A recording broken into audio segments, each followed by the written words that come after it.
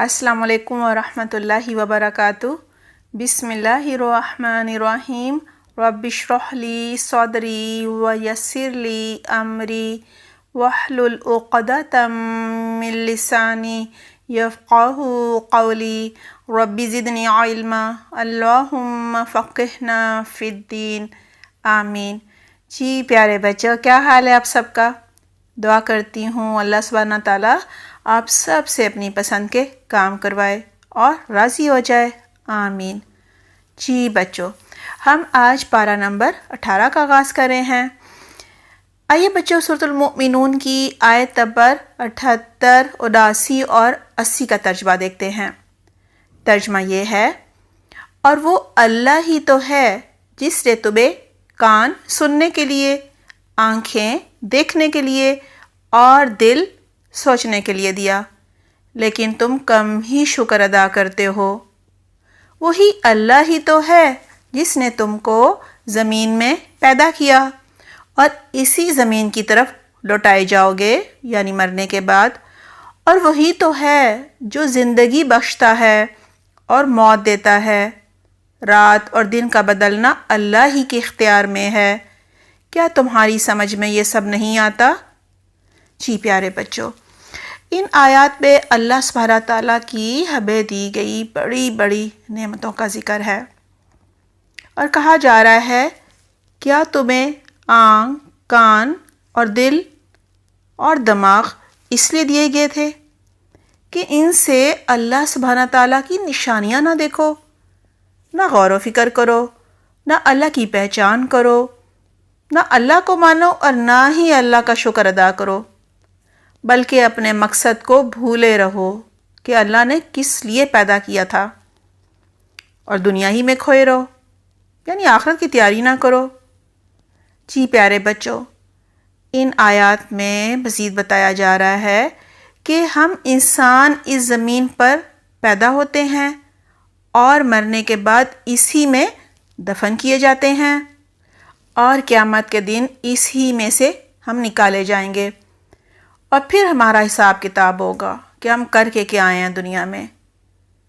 زندگی موت اللہ کے ہاتھ میں ہے، لیکن ہمارا انجام ہمارے اعمال کے مطابق ہوگا۔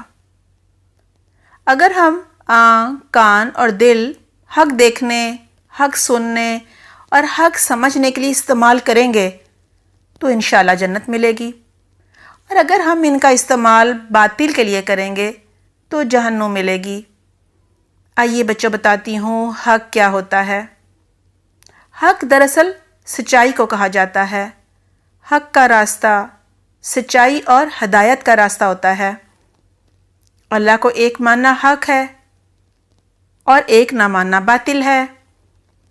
محمد صلی اللہ علیہ وسلم کو اللہ سبحانہ تعالیٰ کا آخری نبی ماننا حق ہے، نہ ماننا باطل ہے۔ جی بچوں، قرآن و حدیث حق ہے۔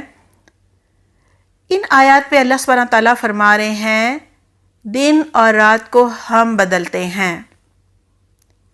حق کو پانے کے لیے، ایک رب کی پہچان کرنے کے لیے، یہ ایک بہت ہی بڑی نشانی ہے۔ کیا؟ جی، دن اور رات کا بدلنا۔ ہمیشہ سے بچوں سورج جو ہے نا، اس کے نکلنے، غروب ہونے کے وقت مقرر ہیں۔ سورج کے طلوع ہونے اور غروب ہونے میں لاکھوں سالوں سے کبھی ایک دن بھی، ایک سیکنڈ کی بھی کمی یا زیادتی نہیں ہوئی، یعنی دن اور رات کا مقرر وقت پر ایک دوسرے کے بعد آنا اس بات کا ثبوت ہے کہ اس نظام کو صرف اللہ چلا رہا ہے۔ جی بچوں، ہم کسی کو کہتے ہیں نا کہ ہم آپ کے گھر شام 7 بجے آئیں گے، لیکن ہم کبھی وقت پہ پہنچتے ہیں؟ کچھ نہ کچھ تو غلطی ہو جاتی ہے، سیکنڈز کیا بلکہ منٹوں کی غلطی ہو جاتی ہے۔ اکثر تو ہماری گھڑیاں ہی آپس میں نہیں مل رہی ہوتی ہیں، میزبان کی اور مہمان کی۔ آئیے بچوں اب سورۃ الفرقان کی آیت نمبر 2 کا ترجمہ دیکھتے ہیں۔ ترجمہ ہے، وہ اللہ ہی تو ہے جو زمین اور آسمانوں کی بادشاہی کا مالک ہے، جس نے کسی کو اپنا بیٹا نہیں بنایا اور نہ ہی اس کی بادشاہی میں کوئی اس کا شریک ہے، یعنی حصے دار ہے، اللہ نے ہر چیز کو پیدا کیا، پھر اس کی ایک تقدیر مقرر کی۔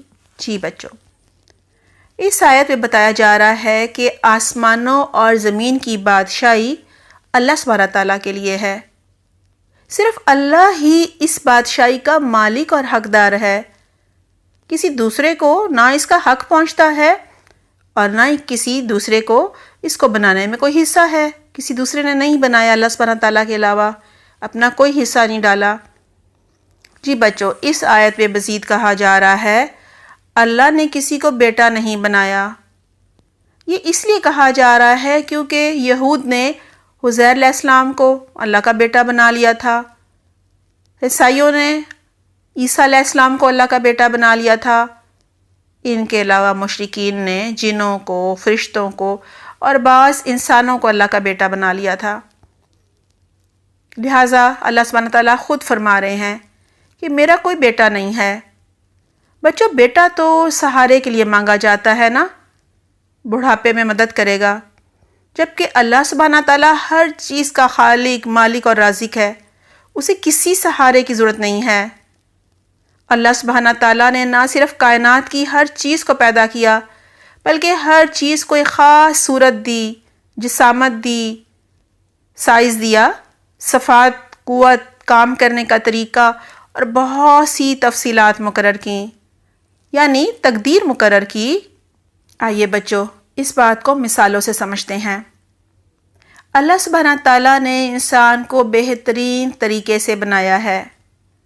دیکھنے کے لیے 2 خوبصورت آنکھیں دی ہیں، دونوں آنکھیں سائز میں برابر ہیں۔ جی بچوں، ایک آنکھ چھوٹی اور دوسری بڑی ہوتی تو دیکھنے میں کتنا برا لگتا نا۔ اسی طرح اللہ سبحانہ تعالیٰ نے سانس لینے اور سونگھنے کے لیے ناک بنائی جو کہ بالکل مناسب ہے، پھر 2 کان سننے کے لیے بنائے۔ بچوں، اگر ایک کان اوپر ہوتا اور دوسرا نیچے ہوتا تو بالکل مناسب نہ لگتے نا۔ اسی طرح اللہ سبحانہ تعالیٰ نے زبان، دانت اور ہونٹ بنائے اور بہت ہی مناسب بنائے۔ یہ سب اللہ سبحانہ تعالیٰ کی بڑی بڑی نعمتیں ہیں۔ اسی طرح 2 ہاتھ اور 2 پاؤں بنائے تو ان میں کام کرنے اور چلنے کی طاقت بھی ڈالی۔ بچوں، آپ نے دیکھا ہوگا کچھ لوگ معذور ہوتے ہیں، نہ چل سکتے ہیں اور نہ ہی ان کے ہاتھ کام کرتے ہیں۔ جی پیارے بچوں، صورت اور جسامت کے ساتھ ساتھ طاقت بھی اللہ سبحانہ تعالیٰ کی بہت بڑی نعمت ہے۔ اللہ سبحانہ تعالیٰ نے ہر جاندار کو کام کرنے کا طریقہ بھی سکھایا ہے۔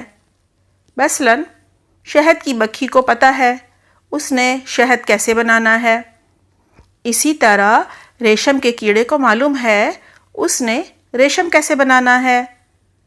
ایک بچے کو معلوم ہوتا ہے جب وہ پیدا ہوتا ہے کہ اس نے اپنی ماں کا دودھ کیسے پینا ہے۔ یہ سب اللہ سبحانہ تعالیٰ نے سکھایا ہے۔ جی بچوں، پھر اس آیت میں بتایا جا رہا ہے کہ اللہ سبحانہ تعالیٰ نے ہر چیز کی تقدیر مقرر کی۔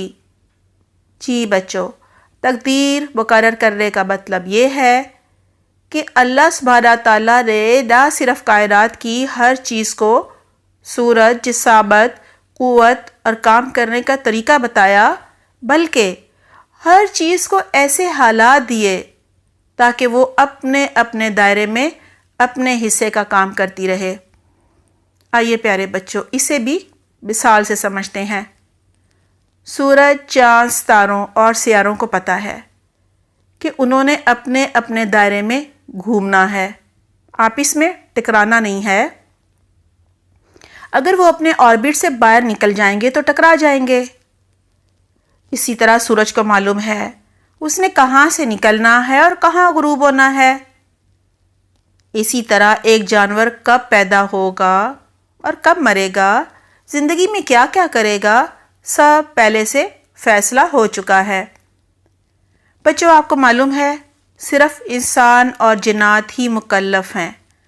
مکلف کا مطلب یہ ہے کہ صرف ان کو ہی مرنے کے بعد اپنے اعمال کا حساب دینا ہوگا۔ لہٰذا یہ اللہ سبحانہ تعالیٰ کا عدل و انصاف ہے کہ کہ اللہ سبحانہ تعالیٰ نے ان کو مرضی اور اختیار دیا ہے۔ کس کو؟ جی، انسانوں کو اور جنوں کو، یعنی یہ جو چاہیں کر سکتے ہیں اپنی مرضی سے، لیکن یہ کب کیا کریں گے؟ ایمان لا کر ایک اللہ کو مانیں گے، قرآن و حدیث سیکھ کر اس کے مطابق زندگی گزاریں گے، یا پھر اللہ کو چھوڑ کر دوسروں کو خدا بنا لیں گے اور شرک کریں گے۔ سب اللہ کو غیب کا علم ہونے کی وجہ سے معلوم تھا، لہٰذا اللہ سبحانہ تعالیٰ نے اسے لوح محفوظ میں لکھ لیا کہ کون کب کیا کرے گا۔ جی پیارے بچوں، یہ لوح محفوظ میں لکھا ہوا تقدیر کہلاتا ہے، یعنی کون کب پیدا ہوگا، کہاں پیدا ہوگا، کب مرے گا، اس کا خاندان کیا ہوگا، یعنی شاکلہ کیا ہوگا، یہ اللہ نے اپنی حکمت سے تقدیر میں لکھ دیا ہے۔ جی بچوں، تقدیر کو قسمت بھی کہا جاتا ہے۔ کئی لوگ مسلمان تو ہوتے ہیں لیکن نماز نہیں پڑھتے، زکوٰۃ نہیں دیتے، سستی کی وجہ سے کوئی بھی کام نہیں کرتے، یعنی کچھ کماتے نہیں، اور لوگوں کے آگے ہاتھ پھیلاتے ہیں۔ کچھ کرنے کو کہا جائے تو کہتے ہیں اللہ نے ہماری قسمت ایسی ہی لکھی ہے، ہماری تقدیر میں یہی کچھ ہے جو ہم کر رہے ہیں۔ حالانکہ بچوں، اللہ سبحانہ تعالیٰ نے تو قرآن میں کہا ہے کہ تمہارا نامہ اعمال تمہاری گردن میں لٹک رہا ہے، یعنی جیسا کرو گے ویسا ہی بدلہ ملے گا۔ بھلائی کرو گے تو نامہ اعمال میں لکھ لی جائے گی، آخرت کے اجر کے ساتھ ساتھ دنیا میں بھلائی کا اچھا بدلہ ملے گا، اور اگر برائی کرو گے، شیطان کے بہکاوے میں آؤ گے، مثلا چوری کرو گے، تو نامہ اعمال میں لکھ لی جائے گی، اور اب آخرت کے عذاب کے ساتھ ساتھ دنیا میں بھی نقصان اٹھاؤ گے۔ جی بچوں، دعا ہے اللہ سبحانہ تعالیٰ ہم سب کو شعوری ایمان لانے اور نیک عمل کرنے کی توفیق عطا فرمائے، آمین۔ جی بچوں، اپنا اور اپنے گھر والوں کا بہت خیال رکھیے گا۔ سبحانک اللہم و بحمدک، نشہد ان لا الہ الا انت، نستغفرک و نتوب الیک۔ والسلام علیکم ورحمۃ اللہ وبرکاتہ۔